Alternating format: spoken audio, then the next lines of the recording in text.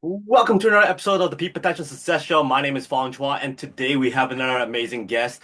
This individual is a part of a group that I'm part of for on a weekly basis, and this person, every time he speaks, people listen. He has a lot of great value to the group, and I'm very, very excited to have him here today. He has over 10 plus years of experience in the industries that he's in which he's very, very passionate in. He's a person that absolutely lives the whole do what you love thing because you can tell when he talks about this stuff. He's all in and very, very passionate. Great energy as well. He's been working with homeowners, investors, contractors, designers, architects, and also developers, helping them become more successful in their projects. He's been educating them, especially homeowners, when it comes to the construction and the renovation process. Because if you don't have the knowledge of what to expect, what the costs are, what potential delays or problems may come, then your projects are not going to be successful. And he really outlines that for his clients, making sure that their projects are successful and, of course, that his clients are happy as well. So please welcome the owner of Dustin Design and Drafting, entrepreneur, Mr. Dustin Poole. Well, thank you very much for having me. Hey, thanks for being here. It's always a joy to chat with people in the real estate space. That's where I started my career and also started my whole business and all that kind of stuff. And one of the things that lots of people ask about is, okay, how do I convert my home into a, investment property? How do I change this into a cash flowing property and all that kind of stuff? And I'm sure you get a lot of those Uh, questions. yeah, Before we get there, how did you get to becoming who you are? Like, why drafting? Why designing? Why is it something that you absolutely love doing? well, I guess it comes back to my childhood, really. Having a nice upbringing and having supporting parents and letting me choose what I would like to do in life. I pretty much always wanted to be in this world. I really wanted to be a police officer. Didn't really work out, but next best thing for me and what I was really passionate about was architecture, design, and construction. So I always wanted to be around that. So I Uh, went to school for architectural technology wow. in Ottawa, Canada. And yeah, and ever since then, I've been in the field and worked for multiple firms, all kinds of disciplines and doing all kinds of projects, and realized that working for yourself is a very valuable tool and it can change who you are, change your life. And, I wanted to bring a little bit of that to my world Mhm. and really excited. It's been a journey, as you can tell, as you know, it's building a business is very difficult, and yeah, that's sort of the sum up. So you're one of the lucky ones who knew exactly what you wanted to do and was right from the very Yeah, beginning. I right after college, or right after high school, went right into the program, got my first job, and just continued from there. Awesome. And really, what having your own businesses is pretty much always working full time, and so evenings and weekends, nothing stopped. Mhm. So you're always continuing educating or doing jobs on the side until you're prepared to make that leap. Mhm. So that was always in my vision as well. Right. No, there's a lot of people out there who absolutely loves what they're doing, but they won't go into the whole, okay, I'm gonna own this business, I'm gonna be an entrepreneur and make that transition over. What made you make that transition from just working from somebody, doing what you love, to actually owning the entire process and doing it all yourself? Yeah. And then also, what were some of the stepping stones or learning curves that you had to go through that you did not expect going from employee to entrepreneur? Yeah, so very good question. Well, around 2000 and I think 11, 12, there was a huge downturn. People were getting let go, people were getting fired, people were getting, and I have memories of this. One of my friends specifically jumped ship, went to a new company, bought a house, had a kid. 6 months later, they let him go, lost his house, almost got separated, divorced. It was very kind of scary times.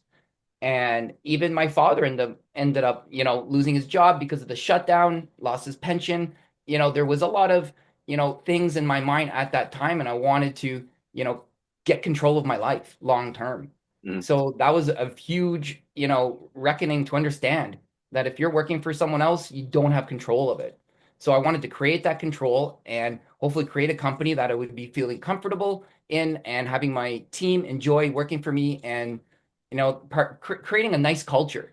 I really had a hard time finding a good culture to work in. I got the experience, but it was like a bit of more old school, as in, this is your job and this is the only thing you can do, and there was no growth, potential growth. in a lot of places. They really they call it pigeonholing you. You're really good at something and then you get pigeonholed and that's all they want you to do because you're making money for other people.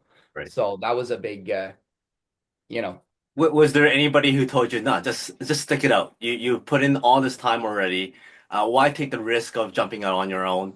And then what did you uh, tell them? Like yeah, how did you already have like a plan? Did you have yeah. So some client list already? I mean, in my personal life, I ended up going through a divorce, to be honest. And I think that was an opportunity as well as one of the hardest parts of my life. So I was able to, focus a lot on my business throughout that time. So when you had a family and kids, and all of a sudden you don't have that anymore, you have a lot of time to focus on something else while you're going through that process. So I made the decision and to say, I'm going to focus on this. I'm going to build my life and hopefully someday my kids will be able to learn from this. So that was a big part of it. And yeah, everyone told me I was crazy, it's going to be too hard. Yes, it's definitely difficult, but when you have your mindset to something and you have good people around you, you have supporting family. I think my family was very supportive at that time and they were there for me. So that was a huge leap to be able to get there. It's interesting that you said the fact that, okay, you were going through a tough time, things were challenging, and you just dove right into it. You focus your mind on the hard work. You focus your mind on building and developing and really creating your own thing. And it reminded me of somebody saying that you won't have depression if you really focus on hard work.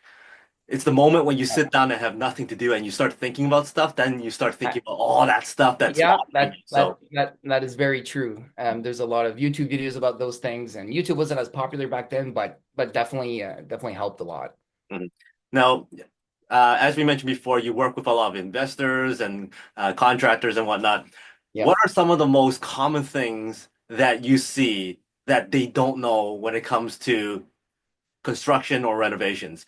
That you go, hey, that's not true, or oh, no, that's not going to happen. I would, You should correct people on. yeah, I correct a lot of people right now regarding secondary dwellings.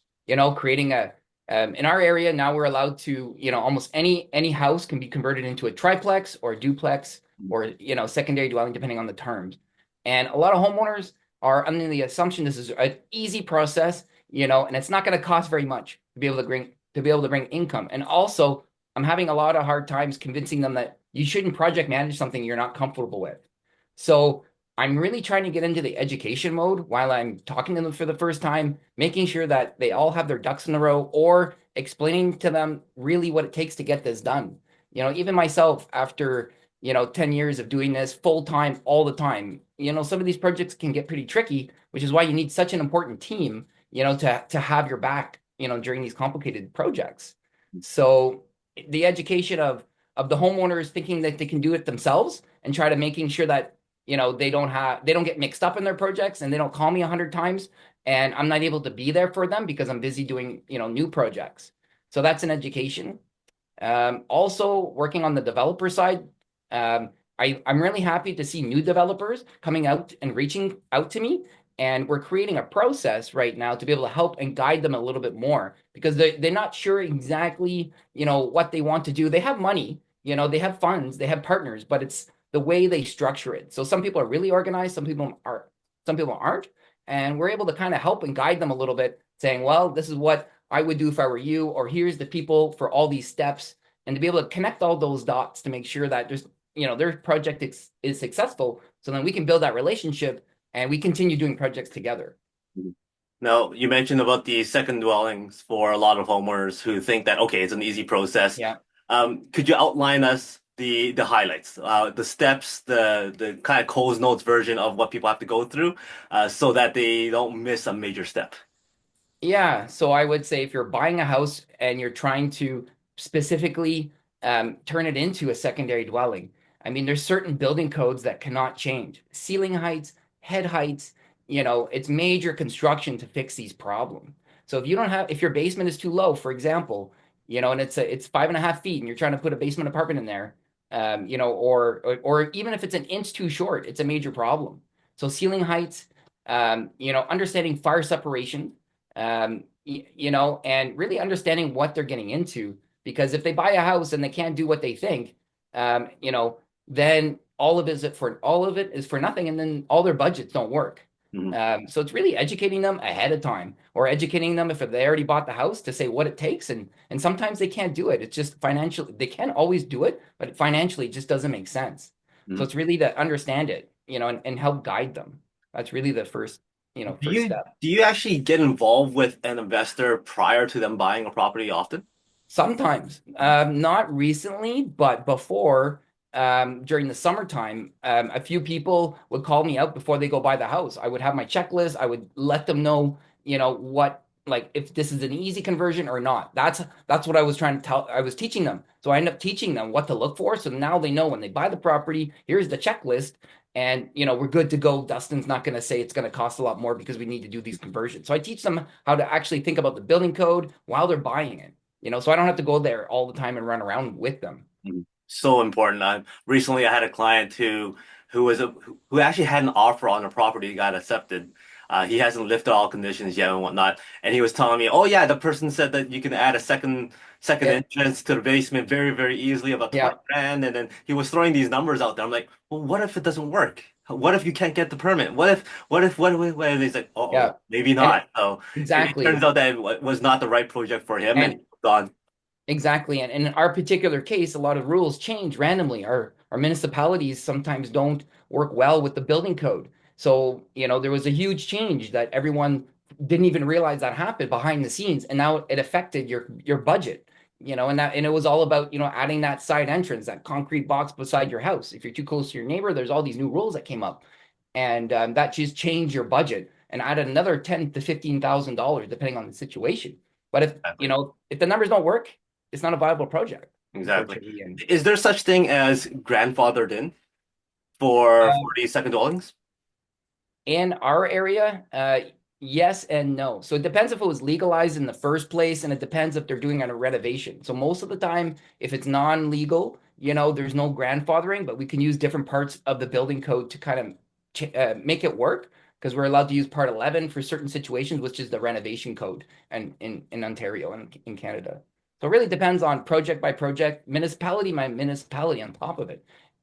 If you're in a major city, they totally act differently than in the country, because they're a bit more relaxed. It's a bit more country-ish, I would say, and which a lot of developers know this, and they're getting outside of the city, like the major city.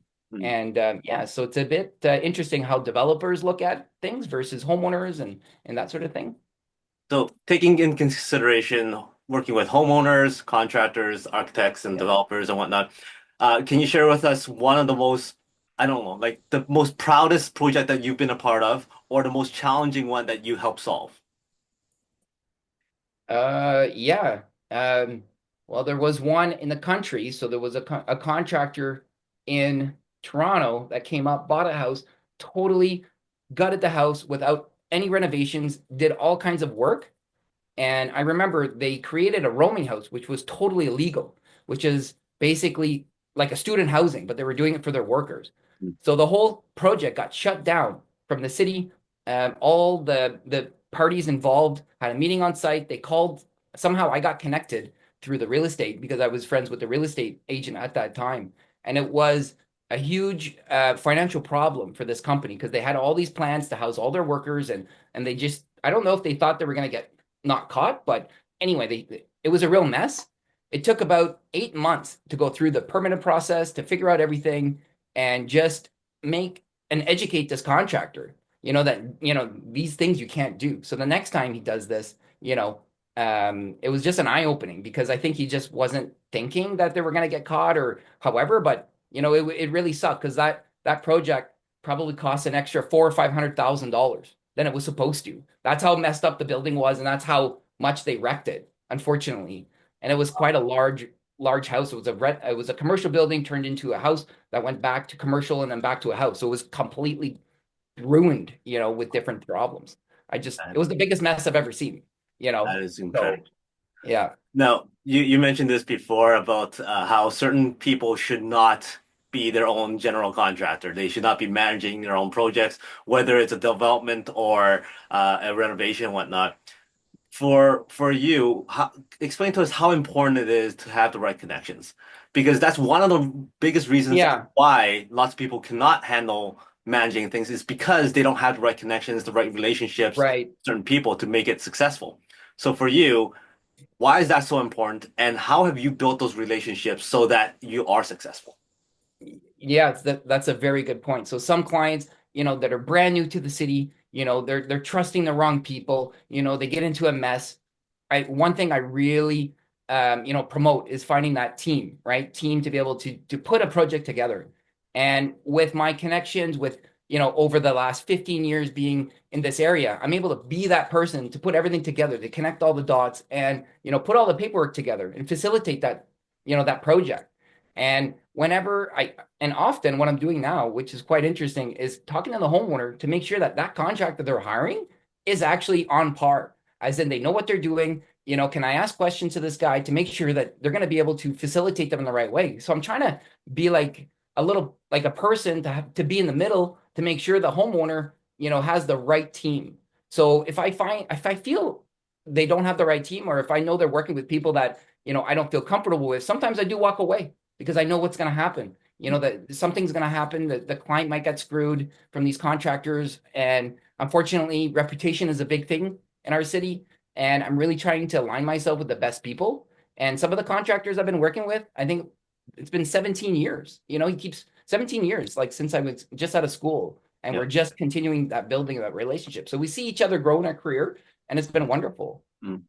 No. And yeah, just building that name up as well. So for people who's looking out for people like yourself, other contractors, GCs, what are some of the things that they should ask or look for in order for them to vet the right people? Yeah, Because great everybody says question. they're great. Yeah, everyone says they're great. So the proof is in the pudding. The first thing is, how do they interact with you? How do they interact with you? What does their contract look like? Can they write emails properly? Do they use technology? Are they just writing everything by hand? I mean, if they can't keep up with the times, unfortunately, they're going to get caught in the mess of dealing with paperwork and all the PDFs. If they can't read a PDF on their computer or something, that's a difficulty a lot of times now as well. So I really vet them, and I really tell clients, like, go talk to the homeowners that are in the middle of a construction. Okay, that's the key thing. Not even the ones that are finished, because those can be faked. People can pay each other off. It's ridiculous, the things I've seen, unfortunately. Um, so the real proof is go see those clients in the middle of the construction and talk to that client. See what their experience has been. Everyone could do great work. They say everything might look great, but will it be done properly? Do they treat you right? Do they find, change, like a big thing is change orders in our industry. Are they trying to, look for problems, to make more money? So there's a lot of things you can find out on site. Talk to the guys that are building, or just look around. Do you have the health and safety procedures? Do they have, their all their insurance, their WSIB? A lot of people are not doing the research, unfortunately. Right. And, so the homeowners have a liability there as well, so it's really homework on both sides. Mhm. A few of the most common things that people think about when it comes to construction and renovations are costs always go up. You never estimate the right budget. And two, it's always delayed or Yeah. something happens. How does one mitigate that? And how do you make sure that you're on time and on budget? Yeah. I mean, we're dealing with all the architectural plans. So, I mean, we give a fixed fee. So, I mean, it's pretty much really the times that it goes up in our world is when clients change their minds, on something that we agreed upon. Something, the design phase takes longer because they change their minds, or the engineering costs more. So there's some variables, and I go through that whenever I have my initial Zoom meeting, and I chat to them about my process and that sort of thing. And yeah, so on my end, it's not too bad, but it does happen, right? And it really depends on how organized the homeowner is. Some people are really organized. They've done their research for years, and we're there to help them. Mhm. Like sometimes when it comes to material costs, it's outside of your hands are tied, right? Yeah, Material cost goes up, you can't change that. How do you mitigate that, or how do you make sure that it's as limited as possible? Because sometimes that then causes delays. Like if well, shipping yeah. something So that is delayed, then the building of it is going to be a lot later as well. How do you mitigate that? Do you give usually ranges to your clients, or how do you make yeah. them feel comfortable and safe that they're going to be within a certain thing that's not going to be completely skyrocketed. Yeah, so if I'm engaging in like working with a contractor and helping facilitate the construction, that sort of thing, we're wanting to buy things at that time. We want to be able to say, here's your vanity, buy it now, put it in your garage. We'll have it all ready. Buy everything that we can ahead of time. Contractors have their suppliers, they're able to, have fixed pricing. One thing is not to delay your project. You delay your project 6 months, things will increase, right? So if you have a fixed contract, you delay your project, there's a lot of friction that happens there, right? So there's every contractor has their own way of mitigating the cost of materials. But for example, no one could have predicted COVID, right? Those material costs literally doubled. Yeah. People either canceled projects or went to court over it. It was a big thing on some of these big projects. Mhm. Um, Yeah, that was something that I have a few clients where they were doing their home build, a brand new yeah, build, and it got delayed for over 2 years. yeah, Whether it's material, shipping, whatever it is, man, it was a gong show. yeah, it was a mess. How did you navigate through that during that time? Yeah, luckily, I was able to. We still had a lot of design work. We were still able to work because a lot of us we had an office and then we went to virtual working. So our team went back home. We created all the virtual environment, and we were able to work and still pre-plan for things. So a lot of during construction where we weren't really managing anything or doing anything like that, but we were pre-planning. So luckily, I was pretty lucky on that end. I had enough work and pre-planning, so it came through COVID pretty good. No one left from my team. We actually increased our team, which is nice. So people are laying off. We were trying to get better organized, Hmm. and yeah, there was enough work to keep us moving forward. That is awesome. You don't hear that very often. No, we were pretty lucky, definitely.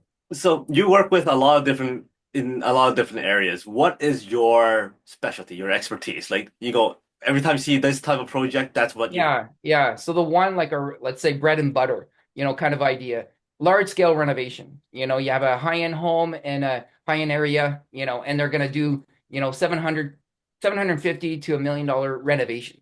We work really well in those environments, working with the clients. It's a large project, but there's a lot of people that need to be involved, and it's a really nice I'm finding also those types of clients, they understand processes more. They understand why it's important to take your time and not rush things, So, creating a nice flow and creating structure as well. So yeah, putting all those pieces together and working on those bigger projects. Mm. You mentioned before how successful companies like yourself needs to be able to keep up with tech. Yeah. Most people think about renovations and home building as a whoa, nail and Yeah. hammer. How much more technology can there be, kind of? Yeah. Share with us some of the new up and coming technology that's really changing the industry and how you've been able to implement that into your business.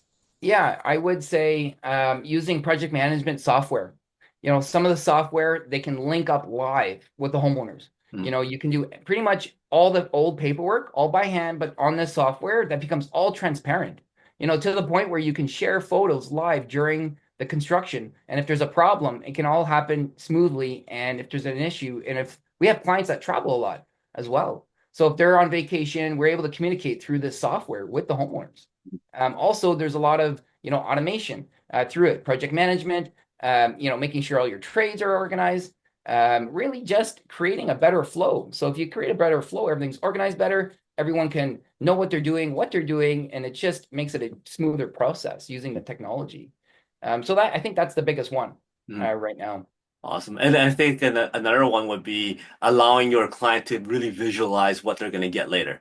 Instead of Oh here's yeah, just the yeah. floor plan and you're Yeah, just yeah. So regarding the architecture part, exactly. We use 3D modeling software, and we're able to, model the floor plans, model the exteriors, and show them live. One of our things that we like to do a lot is actually have Zoom meetings and actually work with them live and be able to change the roof, for example. Well, you don't like this roof, you don't like, this angle or whatever the design is.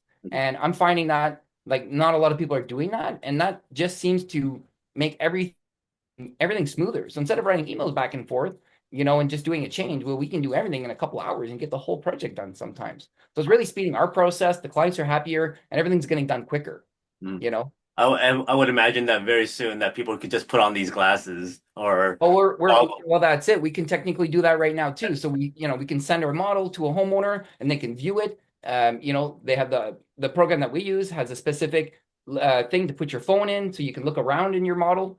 So it's pretty neat what you can do nowadays. Mm, It does reality versus virtual is a thing that people still need to understand, yeah. because sometimes it feels bigger, sometimes it feels smaller, and then when they build it, so one of the things that we like to do is make sure to map everything on the ground first. Mm, Take your measuring tape, and put things on the ground to start visualizing that space. mm. Because even in virtual, it's kind of deceiving a little bit sometimes. Exactly. For somebody like yourself, you're always growing, you're always expanding. What's the next big thing for you? What do you foresee in the industry in the next few years? And also what's in line for you? Yeah, so a couple of things. I started a franchise regarding I'm involved in a franchise called Drummond's House Plans Ottawa, and that's an exciting project that we're working on with the company. And we're bringing a new franchise. We're expanding in Ontario. The company's expanding into Ontario, and now we're able to offer custom home plans. There's like 1,500 plans that are all preloaded, that are all done. So if someone wants something quicker done, we can do some modifications, and it speeds up the process. More of an automation kind of idea. And then after that, the other part I'm getting into is more land development. So I'm going to be probably creating a team, and I'm investigating that right now. So I have a few building lots, I got a few properties myself, and that's the next venture as well, to start getting in that real estate development world. So I'm Mm. very excited to work with our coaching group, and that's part of my big plan as well. Sounds exciting, and I can't wait to hear more about those development projects. When it comes to failures, I'm sure that you've had some lessons learned and throughout your entire process here. Can you select one? I know you have many. One of Yeah. the greatest life lessons that you've had. I would say the biggest thing is picking, if you're going to work with a mentor or you're going to have someone that's guiding you, I would say make sure that they're the right fit. Make sure you get to know them, making sure that they don't have an ulterior motive to this. I in my younger years I was very gullible, let's say, and I would be a bit more impressionable. So I ended up having a really bad mentor, and it cost me, I don't know how much of hundreds of thousands of dollars, but I really learned that the hard way. So I think that would be the valuable thing. Really know who you're getting involved with, get to know them better, and take your time to meet the right people and build those relationships properly. Because they just don't happen overnight. It takes years to develop proper relationships, and that's the hard lesson that I had to learn. Mhm. Speaking of relationships, I'll ask this as well. How do you maintain them? Because most people go, oh, they meet them and then kind of just forget about them. Yeah, I mean, I'm trying to be better at that, but myself, we go golfing together, we go to hockey games sometimes, we're keeping up in our, we'll have weekly phone calls within our team members, like within our circle of friends. A big thing is, as well, the friends that I'm working with are also business owners now, so I completely changed who I'm hanging out with, and it's completely changing the mindset in the last like 9 months. And it's exciting to be around with people that have passion, and you're not just by yourself trying to create something, so if other people are creating other things, we really bounce each other's, like we bounce ideas off each other, and Mhm. it's just creating that nice network, Mhm. and now it's very nice to see, like, 15 years later, how we all grown together in different ways, or how we cross paths. Exactly. Now it sounds like you're a person that's go, go, go, work, work, work, work, work. Yeah, Do people. you have work-life balance? And if so, how do you maintain that? Very difficult, very difficult. I don't think there is a work-life balance in my world. It's more like, how do you get everything done with all your priorities? So you have to pick priorities. You have to pick, family, business. You have these major things, and what's your priority? What's your goals? One of my big strategies now that I'm working on is my 5-year goal, or my 1-year goal, my 5-year goal, 10-year goal. And what gets in that way, right? And you have to pick and choose. Sometimes you can't do everything you want to do. Sometimes you can't go on that trip because, you got to have a previous engagement that's more important. Right. So it's really picking and choosing, and sometimes, I picked the wrong thing before. So now it's like really try to develop that. Awesome. All right. You've given a lot of great tips already, your lessons learned and how you maintain sanity, I guess. Yeah, yeah. Picking the right thing. We'll put you on the world stage and you need to pick one more message. Life message, entrepreneurship message, whichever one you want for people to remember Dustin for which would that be? Yeah. I think myself, I'm trying to, deliver the message of let's build a team together. I want to work with great people. I want to be around people. I want to have that happy, clients, happy team, and just, change the way things have been done in the past. Yeah. Really, that's really my message. And I want to grow with people, so I want to build those relationships and I want to work with them for 5 to 10 to 20 years. So I do focus on trying to get, in the younger crowd a little bit so then we can be there 20 years from now.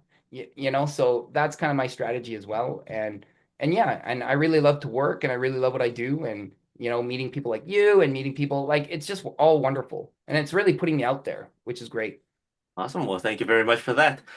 Before I let you go, I got five quick rapid fire questions. Give me the first thing that comes to mind. All right. You're stranded on a deserted island, one food to eat for the rest of your life, no consequence. You'll still be in shape, you'll still be healthy. Lobster. Ooh, great choice. Uh, Hollywood calls and goes, "Hey, Dustin, we love your story. We would love to do a biopic of you. Who would you cast to play you?" Ah, good question. Dustin Hoffman. I'm actually named after him. You had that Oh right yeah, yeah. all loaded up. Dustin Hoffman shows up at your door and goes, "Hey, buddy, Dustin, I got casted to play you. So let's hang out. Let's have a good time. What does the night out with Dustin Hoffman looks like with you?" Well, I would like to pick his brain. Maybe having a drink. I'm not sure if he drinks, but yeah, I would just hang out, keep it relaxed, and definitely just find out more about his life, his private life, the things that you don't know about people, and that's really what makes people. That's why you build relationships to find out who they really are. Awesome. Because I know you're in Canada, I'm going to ask a Yeah, hockey question. yeah, yeah. And the question is this: if you get to choose any fictional character to play the six positions in hockey, obviously you're the center. Who would you have as your left, right, defense, and goalie? Fictional characters. Fictional, as in like cartoons or Cartoons, superheroes, whatever it is. yeah, I guess that's an interesting question. Well, definitely Spider-Man, maybe my left wing, maybe Batman right wing. I would think like the defense could be Robin, and I really like Donald Duck as a kid, so maybe Donald Duck, throw him in there somehow. And most importantly, who's your goalie? Yeah, which is very important. So the protector. Uh, yeah, maybe Batman would be better there. But yeah. Cool. Last question before I get there. Give me a number from one to five. 3. One, two, three. So the word is roller skates. If Okay. you have to use roller skates as a metaphor for success, how is success like roller skates? Well,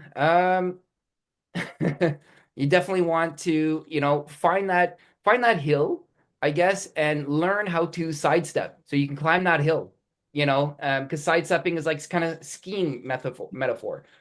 Big into, snowboarding, skiing kind of thing. So if you can figure out how to get that, roller skate going uphill, I think with the right team or people pushing you, maybe that would be pretty nice. Nicely done. So that's how success is like roller skates. Thank you very much for your time, all the great advice and nuggets of wisdom that you shared. What's the best way for people to get in touch with you? And also, any last words from you? Yeah. Well, catch me on dustindesignanddrafting.com. My number is 613-795-2860. That's my cell. Anyone wants to reach out. And yeah, last words would be yeah. If you have any questions, feel free to call me. Nicely All right. done. So everybody out there, make sure you get in touch with Dustin. Obviously, he knows what he's talking about with regards to building, construction, renovations, all that great stuff. If you're a homeowner, investor who wants to expand, he's the right person to talk to, or just like pick his brain. Have Yep. that soundboard, making sure that you are on the right path. And I'm sure Dustin can help you out with that. So get in touch with him. And until next time, he's Dustin. I'm Fong. Today is the day to unlock your peak potential. We'll see you later.